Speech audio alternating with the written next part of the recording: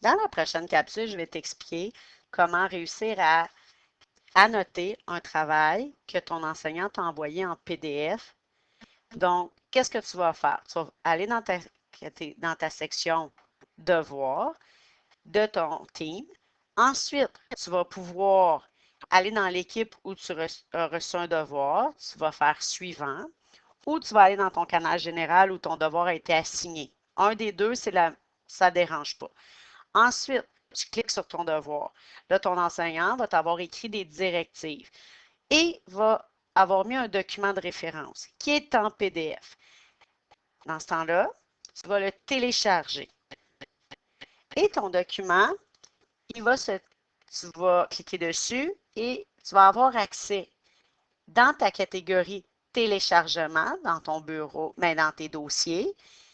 Tu vois, il s'est téléchargé, il est écrit ici. Je vais cliquer dessus et moi, il va s'ouvrir automatiquement dans une application, dans un logiciel qui est Acrobat Reader, ce qui va me permettre de le lire, mais aussi de l'annoter. Généralement, vous avez ça sur vos ordinateurs et si vous utilisez une tablette, le logiciel est facilement téléchargeable et, à mon souvenir, gratuit. Donc, c'est vraiment le logiciel que ça te prend pour faire ça.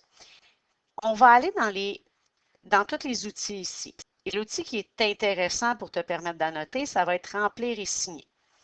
On va choisir l'outil remplir et signer. Et là, je pourrais le remplir parce que j'ai les options ici. Donc, le AB va me permettre d'écrire mon nom. Et là, on voit qu'il est en bleu parce que c'est la couleur bleue qui a été choisie. Si tu changes, la couleur change. Ensuite, tu peux écrire ton groupe et on va pouvoir aussi aller faire des X. Si je veux identifier que ça, c'est la bonne réponse, je vais pouvoir faire un crochet. Donc, dépendamment de la consigne qui m'est donnée par l'enseignant. Ensuite, je peux dire, ah, bien ici, j'ai une réponse à donner. Donc, je vais écrire ma réponse. Si finalement tu réalises qu'elle n'est pas bonne, je peux supprimer. Je peux venir écrire une autre réponse. Et là, ah, c'est pas écrit assez gros. Je peux grossir. Je peux rapetisser. Je peux recliquer dessus pour venir modifier ou rajouter des choses. Après ça, qu'est-ce que j'ai comme option? Mais je peux dire, ah, j'ai une ligne, je veux faire le surlignement. Mais je peux décider que mon surlignement, moi, je le veux en mauve. Donc, je vais venir me placer à l'endroit où je veux surligner, mais là, ça fait une petite ligne. Mais il y a des petites flèches ici, je vais tirer dessus et là, je vais pouvoir faire une ligne plus grande.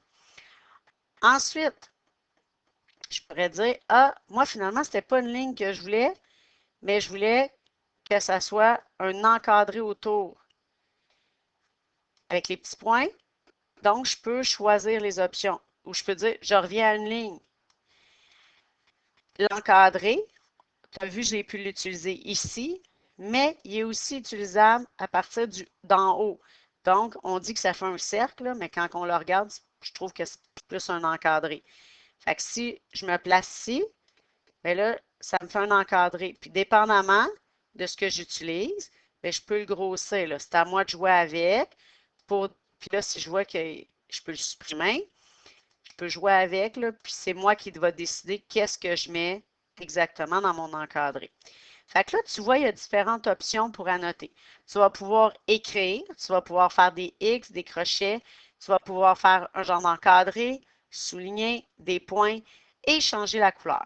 C'est les options que tu as lorsque tu veux annoter un travail qui est en PDF.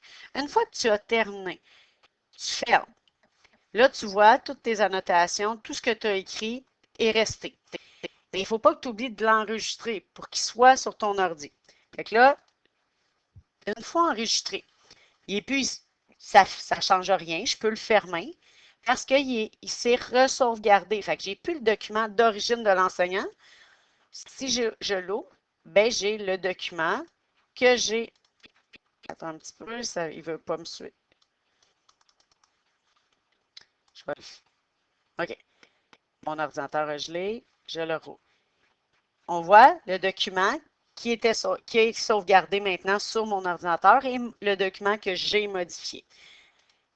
Et là, moi, c'est ce document-là que je veux retourner à l'enseignant. Donc, je vais retourner dans mon team. Et là, je vais venir ajouter un travail. Puis, je vais le charger à partir de cet appareil. Et là, s'il ne s'en va pas automatiquement dans tes téléchargements, tu vas cliquer sur téléchargement dans tes dossiers et tu vas cliquer sur le dossier que tu as sauvegardé avec tes modifications et tu vas faire ouvrir. Il va se télécharger dans ton team. Et quand c'est terminé, tu cliques sur terminer. Et là, tu vois, ton travail est là. Il porte le même nom parce que tu n'avais pas changé le nom. Tu aurais pu changer le nom. Si je clique dessus, juste pour être sûr, on voit, c'est vraiment le document que j'ai modifié.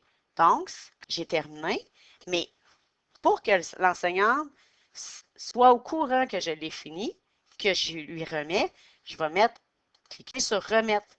Et là, si c'est fait, ça veut dire que tu n'as plus de devoir à faire, il est remis, ton enseignant va être au courant. Donc, tu as utilisé le logiciel Acrobat Reader pour annoter ton document et tu peux le faire autant sur un ordinateur qu'une tablette.